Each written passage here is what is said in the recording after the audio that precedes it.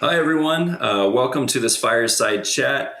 Although fireside, not sure it really applies here. It's going to be more like a poolside chat, I imagine, knowing our guest, where we discuss the number one problem that slows growth after mergers and acquisitions, and an innovative strategy that Eric at GovCon Different, who's joined me here today, uses to increase a firm's win rate, maximize ROI, etc. So I'm David Wysocki. I'm a former professor of history, and I've been working in enterprise marketing for about a decade now. And with me is Eric Prostejovsky. He's host of the popular and cutting edge podcast GovCon Different. And he's a person with a very unique set of skills and experience that's really helping GovCon companies get big competitive advantages in the market. I know, Eric, you and I have talked a little bit before. We've seen each other around the block. It's good to see you again. David, it's great to be here today. And I like this notion of fireside chat, poolside, and the mixed imagery there. And you may be onto something, right? Maybe we have barbecue side, gym side, standing by my exotic car. I'm not sure, but no, I'm just kidding. It is great to be here, man, for this conversation. Yeah, thank you. Eric, just a little off the cuff, since we're making jokes about poolside here. What's your poolside drink of choice? You know, that's a great one. And for me, it would probably be a Bombay Sapphire Martini with 3 olives. I love those things, but I tell you, they're so strong that after, 1 or 2, you're pretty good. But that'd probably be my favorite. How about you? You know, I'm a big Greyhound fan. I like bringing in the citrus and to make me feel like I'm doing something good for my body. You know what, man? Let's at some point I'll try a Greyhound and maybe I'll get you into a Sapphire Martini. Absolutely. But that sounds really good. Absolutely. So a little more about Eric. So before he joined GovCon Different, he had actually served as a counterinsurgency analyst at the CIA. And correct me if I'm wrong, Eric, you also worked on the team that was in part responsible for the takedown of Osama bin Laden. Is that right? Yeah, I worked on an analytics cell, and I can't get much deeper in that, but indeed, that was the mission. Yep. And he spent over 20 years in the GovCon space. He's partnered with industry executives to win billions in federal contracts. And Eric, I kind of want to start the conversation with some personal kind of reflection or perspective. I know that, with my academic training, research, classroom experience, I feel like it's really given me some kind of a competitive advantage in the marketing and business development space. And I feel like probably your CIA experience has done the same for you, and probably more by, leveraging CIA intelligence strategies to potentially influence policymakers, things like that. I can, only imagine the ways in which this has helped you. And that's really why we're here, Eric, like that last point. We know the private equity community has really a big major unmet need that's holding back growth. And by the end of this 20, 30 minute kind of conversation, Eric, I want to have a conversation that is really going to leave people who come here feeling like they have an actionable strategy to grab customer interest. And I know they are. And I know after speaking with Eric, we're also going to know how to differentiate value and mission, boost growth, etc. All that to say, Eric, thank you once again for joining me. And first question for you, Eric, big one. What is slowing down ROI after M&As? Yeah. Really appreciate that, David. And I'll connect with something that you said, and then I'll answer the question. You talked about your background in academia and how that helped you and gave you a different insight. So at the CIA, when you're talking about incredibly complicated geopolitical matters, they teach you tradecraft of how to get to the point, how to get to the signal versus the noise, right? And that's so key. And we'll talk more about some of those methodologies of how you do that. But it gives our firm, GovCon Different, a very unique perspective as well when we partner with private equity and we help them quickly get to the point where they can communicate value. As far as your question, what's the biggest thing daily, my partner Cliff and I, we work with PE-backed firms that are desperately trying to grow. And the biggest problem that we see every day is a failure to differentiate, a failure to communicate the value of their ideas, right? So when we look at it, we see it for a lot of different reasons where they don't have their story straight. You've merged together 5 or 6 firms. There are cultural fights that are going on. There's duplicative technology, process. People are unsure of what to do. And that causes a couple problems. Internally, it causes tremendous strife.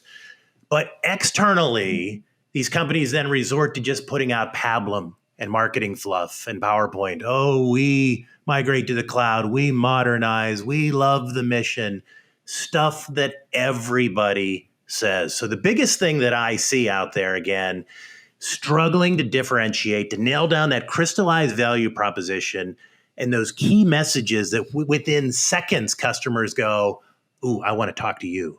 Right. So that's a big problem that I see out there in the marketplace. But David, you've been in this world too, man. I'm curious your thoughts on, is this something that you've seen as well? Because I know you've been around mergers and acquisitions as well.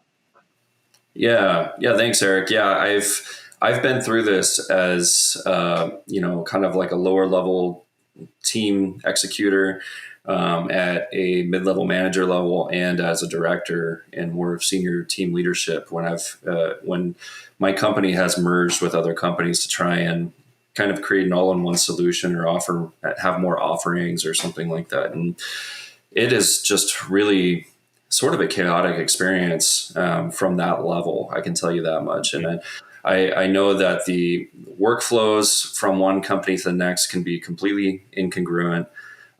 You have private equity firms communicating directly with the CEO on some of the background and the logic of why the companies or how the companies are supposed to fit together.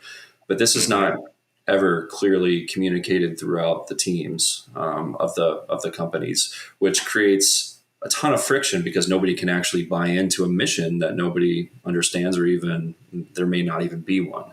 So if you don't have a clear mission, you have disparate teams from these different companies coming together, all swimming in different directions. People are protective of their existing workflow and their the way they have experienced work in their life through that. And, when that success level starts to drop, or that feeling of fulfillment starts to drop when you're not kind of all swimming in the same direction, when you're not feeling you're part of a real team, whatever pain you have is just enhanced in the workplace. Mm-hmm. And it's not just a workplace issue.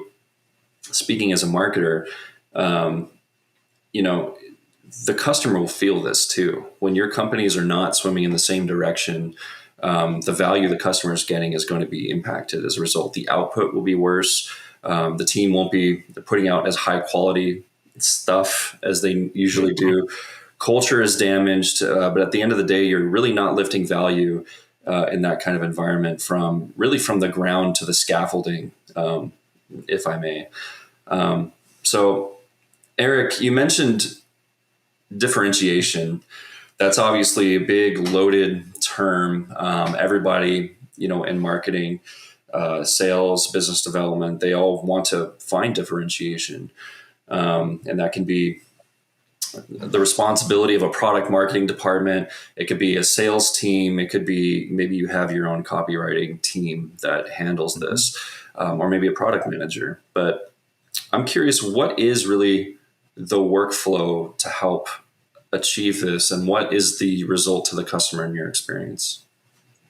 Yeah, so many really interesting things, David, that you're talking about.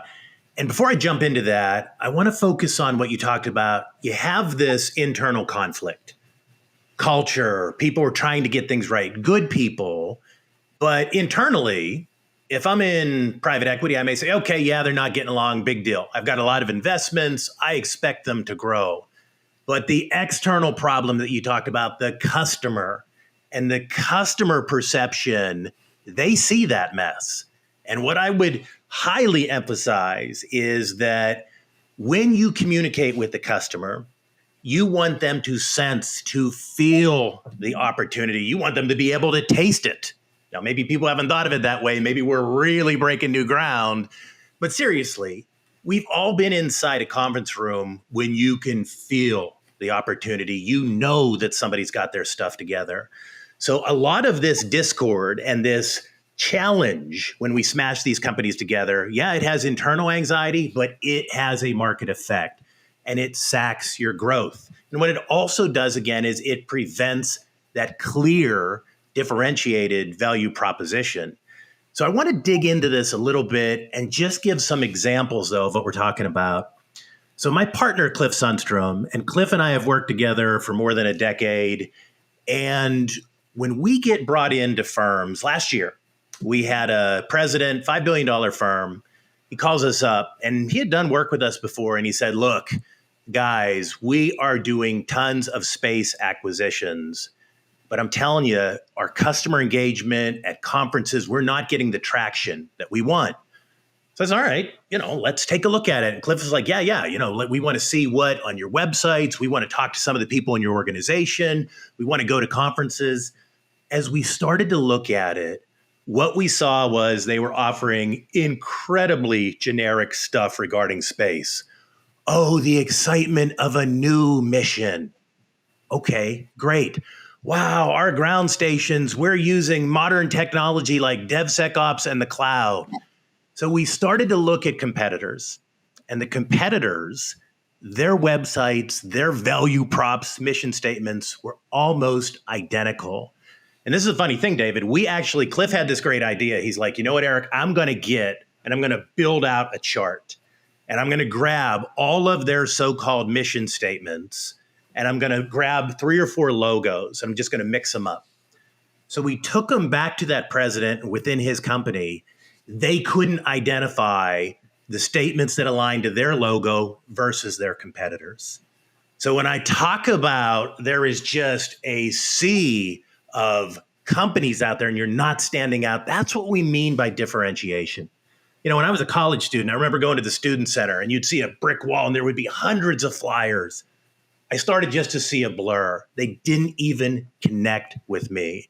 So differentiation is, how do we stand out in that market? How do we, within seconds when that customer sees anything that we've written, a video, our people, that they go, whoa, I get that. Something's going on there.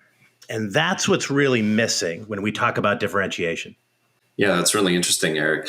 I mean, it's kind of crazy to think about, all the money, all the time, all the hard work, all the great people at some of these companies, the robust teams, the investment in really expensive market reports on competition, customer personas, et cetera. It seems like companies still just really struggle to communicate value. And I'm curious what your take is on that. It's interesting, and I'm glad you brought it up, David. Most of these firms are packed with very smart people, sometimes brilliant people. And so it's not a question of, they're not trying or they're not intelligent, but a lot of times the right skill sets aren't in place. So I'll give you an example. A few years back, I was actually with a company. They were private equity owned, and they brought me in and I was coaching an opportunity for them. They were trying to win this big contract and I'm coaching. But right alongside of us, there was a group of folks. They had their engineers and architects, salespeople, et cetera. And they're all excited. They're going to a cyber conference. And they are desperate to talk to the chief information officer. It's a Department of Energy contract. And so they're arguing. And they're in circles. What are we going to tell them? What are we offering? I couldn't help myself. I kind of worked my way in. And I said, okay. I couldn't help but hear what you were talking about. Just if you could tell me one simple answer to a question. Why are you different? So they stopped, and several of them started to think. And one of the chief architects, she led off and she said, well, you know what? We're nimble. And the big guys can't say that. And we're nimble. And if you call us, I'll pick up my phone. I said, okay, that's great, but this is a major contract you're going after. Folks, can you give me a little bit more? Well, yeah, Eric, our people, they're trustworthy. And by the way, when it comes to NIST and understanding cyber standards, so what I started to work with them and say, look, that's fine, but your competitors can say that. And what I left them with was a few questions that they had to be able to answer. What is your customer mission? Don't give me platitudes. Talk to me specifically site by site. Tell me their culture, their technology, their people. Give me the high value mission apps. But what I tell you is, David, I left the room and I think progress stopped. Not because I'm so great, but they didn't have the right skill sets in place to get them aligned to the customer. That's how you got to start thinking about this. Everybody says it, but getting into the specifics, if you can start to align with the customer, then you can start to say, what is my value prop? What are my messages? So great people, smart people, but they needed somebody to pull them out of all of that complexity and morass and get them focused. Yeah, great point. And I think, something when you're talking about progress stopping after, you're meeting with consultants and doing all this, you have disparate teams coming in, product teams, you have your tech teams coming in, marketing, sales, business development, everybody's coming in. You have this, you feel like you're making progress in the moment. And then when it all falls apart, I think, at least in my experience, a lot of that is a lack of a good, solid, easily understood internal mission, like company mission. And we kind of touched on that earlier, but if you make the customer centric in your internal mission, also, it'll help your team really, when there's not somebody breathing down their neck and you're just relying on them to get the work done, and execute on an initiative. The CEO and the consultants, they might have an idea of what this looks like in their mind, but it's you can't expect your team to live in your mind. You need to lay this out very clearly for them, and so that they can take it, use their skill sets, maximize them to the best of their ability, and carry out the mission, and deliver the value that you really want to promise to your customers. So, and David, you said something that's so interesting, and I'm sorry to interrupt, man, but customer centric. And to you, what is that? Because everybody says, oh, yeah, we've got that down. But I'd love to get your perspective on what customer centric is from your point of view as somebody that's been in the trenches in marketing and growth campaigns for a long time. Yeah, I think it's really digging in and understanding everything about your customer and really being able to feel their pain. And that should be just reflected in the way you're communicating your value in all your messaging. It should be tying into hitting on emotion. It should be, one thing that any customer, whether we're talking a B2C company and we're selling sweatshirts and they're relying on impulse buying or whatever, or you're in the B2B space, you're trying to build a robust sales pipeline, most people in this space are high value clients. The one thing that's the most important to people, anybody, is their time. And so part of marketing is disruption, but really the most important part of marketing is just really connecting with them and making people forcing people to see that they're not only can we solve their problem, but we're the best one to do it, and we can do it right now for them. And the best way to be able to do that is by just understanding them intimately, and speaking the same way as them, presenting media in the places where they live, and reassuring them that, we are the right team to solve their problems and to alleviate their pain. Now, I'm really curious, Eric, I've seen so many spreadsheets, and I know companies have all these reports and all this research, and they still feel stuck. And so we've kind of touched on this. We danced around it a little bit, but there's one big burning question. In your opinion, and based on your experience and unique skill sets, how can companies, marketing teams, sales teams, how can they work together better? How can they differentiate and communicate value better? What is the actual strategy for that? That is the question why we're here at the Poolside or the Fireside. There's enormous complexity. When you're talking about government contracting, when you're talking about the missions, talking about millions and millions of documents and terabytes of data. And so it's very hard for teams to really kind of tame all of that. And what happens is, in my view, when you have GovCon firms, a lot of times, brilliant people, but they're trained to build out business plans. They're trained to build out engineering plans to communicate in a linear fashion. And I'm here to tell you, you mentioned something so interesting. Time is so critical. And in today's marketplace and with social media and all of us that have ADD, you've got seconds. So that's where this CIA tradecraft comes in. And yes, I worked at CIA, worked with the folks that brief the president's daily brief. These are presidential briefers. They brief the SecDef. They brief the Secretary of State. They're some of the best in the world at taking thousands of hours of collection and analysis and boiling it down into hard-hitting assertions. They know how to lasso, how to tame that complexity. And I'll give you an example, David, of what I mean and why, from a PE point of view, from a firm in GovCon point of view, this matters. So if we're not going to be linear, let's look at what that briefer would do. If a briefer goes in and briefs the Secretary of Defense, Lloyd Austin, this is a guy that is on his stuff. Former four-star general, he's been in the space over 40 years. And if he asks that briefer, if he says, look, I've got the whole thing right now with the Palestinian situation and the Israelis, I've got Ukraine, Russia, all of this, but I can't lose track of what's going on the border of Iraq and Saudi Arabia. If he says to that briefer, what's going on in the border? And if she says, well, sir, there's so much that's going on. And I want to walk you through the complications and the permutations of what we put together in our 280-page intel assessment.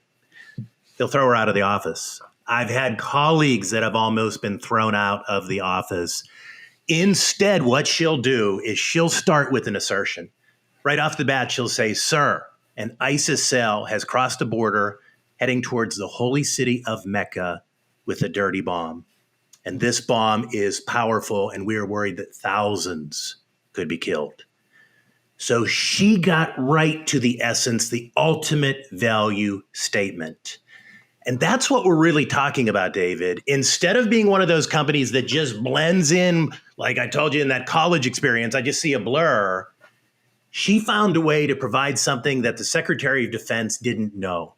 That is the secret to communicating value. I'm giving you insight, a gift, if you will, and I'm getting there fast.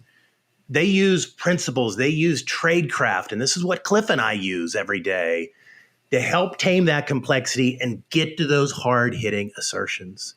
So now all of a sudden, your company, people sense that opportunity. They feel that opportunity. So that's just a little bit about it, man. And I know that you've got a lot of experience, but I'm guessing that's different than some of the things that in your deep marketing expertise you've seen. So I'm just curious your feedback. Yeah, that's really interesting. I mean, when I'm going through a workflow and I'm reviewing copy, whether it's in advertising or whether it's crafting value props, meaning kind of your big benefit statement that you might put at the top of all of your collateral and embed in all of your sales scripts and everything like that. I'm really looking for the point in all of those messages where I'm eliciting an emotional response. So I can really, I'm tracking with you on this, and it's really an interesting way of getting about this. And I really see how it could connect to, a customer's intellect. But I was wondering if you get a little more into kind of the customer's gut emotional reaction. Yeah, I can. And a couple of things that I think are so key. One is if we think again from a private equity, from a firm point of view, a lot of times they come into a meeting, they're talking about themselves. That briefer is talking about the customer, something they need to know. That becomes the essence of differentiation. You can talk all day about how good you are at Agile, cloud, I'm FedRAMP, I'm this. Everybody's going to say the same thing. You start talking about the cultural challenges, the workflow challenges, the specific things a CIO is wrestling with, you'll stand out. And I love this notion, David, of what you're talking about from a gut point of view. Let's be really honest here. And as you and I, we've talked before, I like to just get to it. You're trying really to connect intellectually to people, but they've got to feel it. We talked about it before. You can sense when you're in a boardroom, when somebody is killing it, you can sense it. Everybody can feel the opportunity, the value. They want to be a part of it. So the question becomes then, how can that private equity firm, how can they get customers to want to be a part of what they're doing, to take more meetings, to ask for more demos, to bring them into the inside? And that becomes a real key of one, using those assertions. But then secondly, and this is where I looked at my partner, Cliff. Cliff is somebody, and this is where contractors need other skill sets. Cliff is a guy that's been on feature films. He's a documentarian. His life is telling stories. But here's the thing, to connect with the gut of the customer, it can't be, crazy Uncle Eddie at the reunion that tells that story that's 50 minutes and you're stuck and you can't get away. There's a real secret to telling tight stories with tight assertions. So if you're interested, man, I'll give you an example of a story that frankly, PE and contractors, they ought to be using this type of story. So if you want, man, I'll go deeper. Get into it. Let's get into it. Yeah. Okay. So a few years ago, I'm working on an opportunity and a colleague, his name was Carl, fascinating guy. And when we went away from the opportunity, we're having lunch and he said, Eric, when I'm not doing this, he was a solution architect. He said, look, I used to be a nuclear submariner. In the 80s and 90s, I was in the Navy. I said, Carl, that's fascinating. I said, when I was at the agency, I was working insurgency and all kinds of other things. I saw you folks in the building, but I don't know what you do. I said, I only know Harrison Ford and the Hunt for Red October. I don't really know the mission. What's it all about? He goes, oh, Eric, if you're a submariner in the 80s, the Soviets are looking for you. You're looking for them. It's all about keeping quiet. He said, just one little mistake, one little noise, and they know right where you're at. He goes, look, it's all about keeping quiet. We had a person, they stood by the garbage receptacle all day, and they made sure that a bottle cap or a lid was never left on a bottle, because at the end of the day, they would compact it up, drop it out to sea. When they would drop that square, if there was a bottle cap on a bottle, that pressure change, pop, all of a sudden the Soviets would know right where you're at. Now, I've had people say to me, hey, that's not very environmentally friendly. Hey, I'm just telling you the story that Carl told me. But it's all about keeping quiet. He goes on to say, look, Eric, the throttle operators, we would train them for weeks, not in case there was a situation where they wouldn't panic and hit the throttle too hard, because that would cause the propellers to spin too quickly. Little bubbles start to go up in the sea, pressure change, they go off like firecrackers. It's all about keeping quiet. If they thought the Soviets were close, I mean, you can think about this. We've all seen the movies, that tension, that drama. They went into whisper mode. They had tactics, techniques, procedures, capped it on down. It's all about keeping quiet. So I use that story, and I've got a lot of them, and Cliff has more than I do, and we've shared them over drinks to the point of where I think we steal each other's stories. But I use that story as an example when I go into a firm, when I ask them what their story is, and then I show them what it could be and what we're really talking about of benefit and why. So anyway, man, you can tell I'm passionate about this, but that's what I mean by at the gut level, showing the value of your product. And I'm guessing, David, you've seen a lot of examples of that over the years as well, of things that cross that threshold and start where you can feel them at the gut. Yeah, I think, you can get at that so many different angles. Usually there's a few people in the company. Almost always it's a close relationship with your customer support or your customer success teams. Also, I'll just throw in that little tip. Nobody probably knows more about your people than your sales team and your customer success team. But I am really drawn to the submarine story because of how much attention to detail how important that is in that story. Mm-hmm. And I think that's really important when you're crafting any kind of messaging for sales scripts, marketing, etc. Everything you do should be intentional. Every little detail should be intentional. It should be mimicking the way people talk. It should be, where do you put punctuation? It should be, What do we intend to, what kind of emotional response are we intending to get out of saying, using this word versus another word, or using this allegory or this phrase or whatever. And I think one problem in my experience is that, I come from more of an artistic side of things. I'm a musician, and I'm really into writing. And so I find that this part of marketing comes a little easier to me than for others. But for people who don't have that skill set, they might be rock star marketers, so to speak, in 9 out of 10 ways, but they might be missing that one piece. And that one piece is the hardest thing to find, bar none. That creative a person that can really put together all those pieces. And so it's really easy for marketing teams and for sales teams too, to just get in a mode where you're just feeling like you're just repeating the same things over and over and over again. You're following sort of like a script or something. You're not really thinking too hard about what you're doing anymore. And there might be good reasons for that. Other than that too, they might have too much work on their plate or something, or maybe they're pulled into too many meetings. I'm not going to open up the discussion into that because I know that's a pain point for anybody, meeting exhaustion. But in my experience, that's a really hard thing to find. And so, I've had a lot of experience with storytelling frameworks. There's it's kind of a hot topic right now in marketing and sales, how to create stories and, following scripts, and how to, who's the hero of your story? Usually the customer.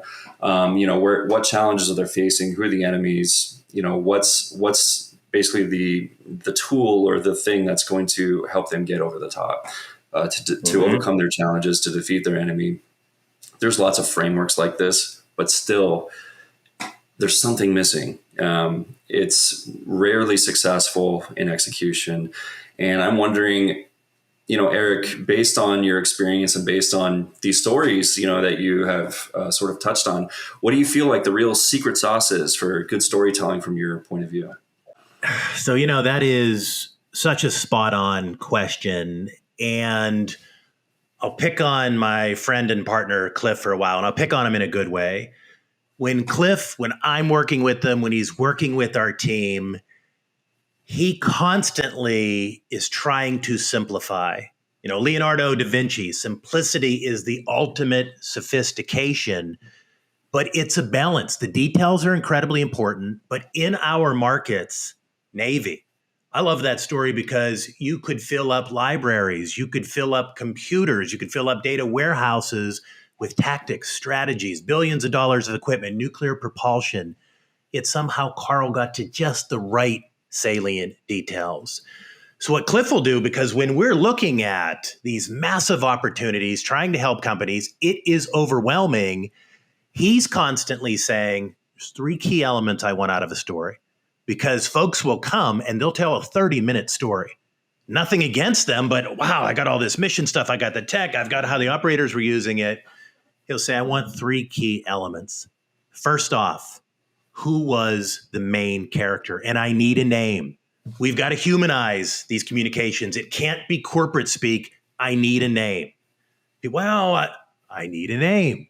So the first thing he's after is who is that person? Because he's a big believer, you talked about it, this notion of a hero's journey. And Cliff, you'll have to have him on your show, talk about that, because that's his expertise. But secondly then, okay, we've got a name. What was the real challenge? What were they up against? The mission, right? And we need to be able to flesh that out a little bit. Oh, goodness, we had a major data breach. We had the CIO. We actually had Congress. They needed information. We're trying to pull it together. We don't know if it's an inside, if it's an outside hack, what the problem is. Putting together those real details of the challenge. The last thing, emotion. This is something we never talk about in GovCon. What did it feel like when you pulled it off? Had to be amazing being part of that team. So when you use frameworks like that, you start to get at the essence, and that's what we're after, the essence of mission value. So again, private equity, firms, they're out there talking about their technology, but they don't often realize that they're sitting on a gold mine as far as stories of where they've added mission value. But you've got to be able to use that framework that Cliff did. Two last quick points on that. One is you need the expertise. You need to bring in a facilitator. You need to bring in somebody that has the business, the mission, the technical acumen. If not, you get all of this fluffy type of stuff. And secondly, David, what I would offer is that a good value proposition that's different, a good story, a good message, what they're constantly showing is that firm's mastery and expertise of the customer's mission. You bring those things together, and that's the secret sauce. That's what starts to, again, that customer, they feel it, they sense it. Dare I say, maybe they can taste it. They start reaching out to that contractor. Come on in, we want a demo. We want you at the table, right? So there's a real difference there, and there's a lot to potentially unpack. But to me, those are some of the keys of how we can be, as a private equity-backed firm, communicating value, grabbing attention at the gut and the intellect, and winning more contracts. Yeah, that's great, Eric. I mean, yeah, you really kind of hit the core of what I was sort of trying to describe in a more roundabout way. Your team, you happen to, have some unicorn traits on it as well. With Cliff, you with your CIA tradecraft experience, but also Cliff with his script writing, kind of the creative and tech person put together. That's a rare one to find, but I know that you all have created some great value for customers. Combining your superpowers, and that's really awesome. Do you feel like this is really easily adapted by any team, or is there a certain chemistry of a team that there needs to be? And I guess in some big picture, if somebody adapts this framework, this approach that we're describing in this chat, what does that really look like? What does the end result look like? Yeah, that's such an interesting question as well. And what I would offer is, this is a different way of thinking. And just that everybody's tracking along, what we're talking about is moving from an ordinary, nobody cares value proposition messages to having that differentiated, razor sharp position in the market. When you start to get those assertions down, when you start to have your stories down, all of a sudden now you know what's in our sweet spot, what isn't. You're not chasing RFPs all over the place, desperately trying to grow. You're saying, does this align to our core messages? Does this align to our value proposition? And what I want to do, David, is I want to go deeper, because assertions, they're really important. And stories, very much so. But how Cliff and I pull it all together, and it doesn't have to be us, but you talked about frameworks or methodologies. The methodology we talk about is a one-pager. It's called an AUSB. And I don't care if somebody comes to us with 17 customer sets and 14 merged together companies. By the time we're done, we're going to provide them with a one-page AUSB that is their differentiated value proposition that they can work from. So an AUSB, real quickly. A, the assertion. We talked about that. That's that presidential briefer going in, bottom line up front, whether it's that ISIS cell, whether it's all about keeping quiet, getting to that ultimate value. The understanding, AU. The understanding is so critical because, David, you talked about this. This gets at the heart of everything. Folks may say they're customer-centric, but you need to be able to get in there and understand the strategic, operational, and the tactical. And you need to be able to then boil up those priorities so that within a few sentences, you can encapsulate and characterize that customer environment, that culture. If you don't get that right, you're just kind of out there adrift. You've got to be able to, Cliff talks about getting those vectors right. Getting that customer understanding nailed down is so key. And we can go into how you do that, but that is key. AUS, the solution part. A lot of firms that we're in there with in the trenches, they have 87 different solutions. That's great, but we've got to boil them up. What are the top 3, maybe 4 at max? If you're going in there, if it's an IT modernization, you can't bore them with a laundry list. Your communication can't be what it looks like when you're trying to build a new barbecue set. Did you ever open up one of those things? I mean, I don't know what the hell to do. You've got like 15 different things. Do this, do this, do this. That's linear. You can't do it. So you've got to be able to really boil it up. So AUS, the solution, and that's tell me the first thing that we're going to do. Maybe automation. The second thing that we're going to do, maybe that's a human-centered approach, but you need to be able to boil up the key aspects of your solution. The last thing, benefit. Simon Sinek made it famous. Start with why. You need to be able to talk about the benefit back to customers, the mission benefit, the technology benefit, the business benefit. And I'm here to tell you, David, if a PE-backed firm is doing this right, it's adoption. That's the biggest benefit at one of these agencies, that people are actually starting to use and adopt the technology for the mission, right? So an AUSB, and in that B, in that benefit, that's where Cliff and I are hunting for qualitative and quantitative examples. Qualitative, we're mining those stories, we're eliciting, we're fostering from those companies to basically find those mission stories of things that we did great and what the customer said. Yeah, that's all great, Eric. I'm wondering if you have any stories where you've really applied this. I know we've told a lot of stories today. I'm wondering, full circle, if you like maybe give an example from like a recent customer or strategy or something. Do you have anything like that recent that maybe we could kind of help paint the picture a little bit easier? Yeah, absolutely. I'll give you a little story, and then I'll kind of conclude out with some of the no kidding benefits that came out of that. A few years ago, an executive that Cliff and I know, his name's Pat, I won't mention the company, came to us and he said, look, Cliff, Eric, our messages are flat. I don't like it for anything. For our proposals, for our orals, for our tech demos, conferences, it's just not working. I really want to focus on our conferences. We said, okay. So we started working with them. This was IT modernization. We started building out those AUSBs that I talked about, David. But then we built out a growth campaign.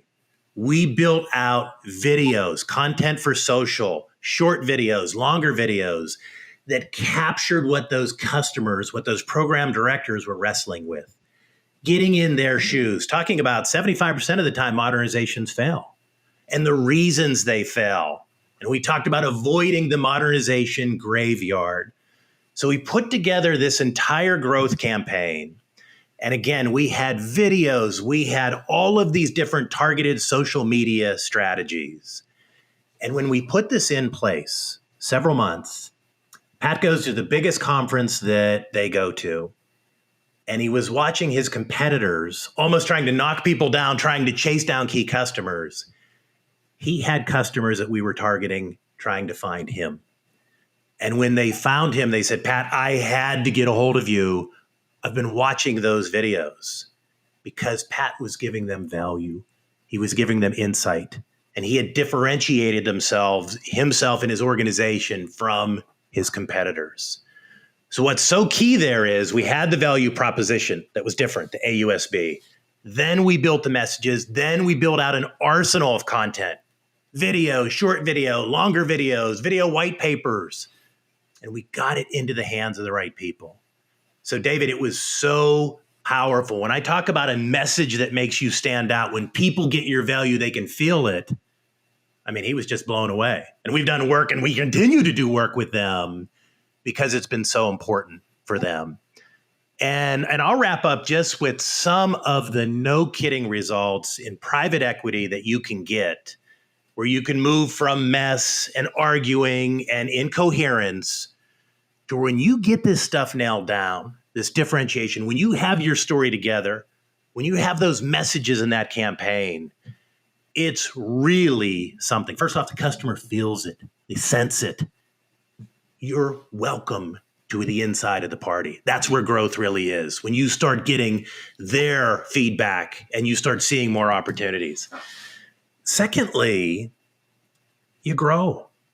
Let's not get each other. This is about investors. This is about growing. This is how you really boost growth. But other things happen, David. Alignment internally within the organizations. Everybody gets, oh, this is what we're doing. We have a clear AUSB. We have clear videos. That tension, that anxiety, that frustration starts to go away. That starts to boost morale. So now you have a team that's starting to run on all cylinders. You're winning more. Other things, and as you can tell, I could talk on this stuff forever. We see firms that are constantly chasing RFPs. They're chasing RFPs because they don't know what their core value is. Now you're only chasing the right opportunities. And forget chasing, you're shaping, you're influencing, and eventually you're winning them because of this. So really, and I'll end with what my partner Cliff says, now you're vectored and focused for growth. So anyway, man, that's just a short story about it, but you can tell I get really excited about it. Yeah, likewise. And I'm curious what results other customers are seeing with the work that that they're getting from GovCon. So results. So we have a client and we've been with them for a year. And in that client journey, and this is a PE-backed IT modernization firm, I'll give you a few hard metrics of what they've been able to accomplish in the market space. First off, inbound leads up 171%. And we can get into how they track this and all of the tools that we've helped them put in place. But additionally then, landing page visits, right? Going to conferences and all of that. People build up these landing pages or websites, 387% increase. And that is the result of a growth campaign. That is the result of our social media director. He's brilliant. And he's able to partner with folks to get this information in front of the right people. So all of a sudden now they're seeking out information about your firm. But also the qualitative. Before I go to the qualitative, I'll do one more. Second visits. Everybody has a first visit with a customer. Oh, gee, that went so well. Second visits. That's up 71% for this firm. And that's a critical. Yeah, I was gonna ask you, Eric, so I'm glad you addressed that. Yeah, it's interesting because you can talk a big game, but when you have those metrics to look at, and then what I would offer additionally to that, that's the quantitative, but then there's this qualitative notion. When you start connecting with customers on that level, through insight, through value that you provided to them, they start opening up to you. You start getting real information on the politics in their organization, where they failed before, technically, their workflows, their processes. You're getting, in essence, the keys to the kingdom. So in essence, this is a relationship or an access business. And so those metrics that you asked me about, they mean that you're getting that information and that insight. And of course, anybody listening gets, that's how you win. That's how in everything you do at every level with the customer, you're not wasting their time because you're adding value. So such a spot on question, man. Appreciate that. Marketing, you could get into the weeds of channel strategies and tactics, but as time goes on and you learn more about what real good marketing looks like, or what good sales scripts look like, or product positioning looks like, the key to all of this is really it's in the simplicity. It's getting the kind of the bones of everything right. And I just love how, you framed everything up. I mean, the key to all this is really your team working on a one-page document, a simple one-page thing that everything else grows from. And that seems like something that's super actionable for any team. And of course, I know you all do a lot more for your clients than just help them develop an AUSB. But everybody wants to improve their win rate, improve their ROI, build robust pipelines, all this stuff. It seems like the backbone is really, in your experience, especially really just focusing on what matters most. And that's just getting it right from that base level AUSB, from that framework, and everything else is built out from that. I really appreciate your perspective on the GovCon different approach, and what your years in the CIA and your experience working with Cliff, you guys bring different skill sets. It's really pretty inspiring to see how you work together to provide value for your clients. So again, thank you so much. And thank you all for attending. You bet, David. Really, really appreciate it. Look forward to talking again. Anybody out there, govcondifferent.com is our website. Check us out on LinkedIn. Always glad to talk. And my last parting thought, I hope Cliff doesn't hear too much of this, because I never like to say anything positive about him that he actually hears. But no, I'm just kidding. David, awesome to talk with you, man, and look forward to talking with you more. Absolutely. All right. Thank you.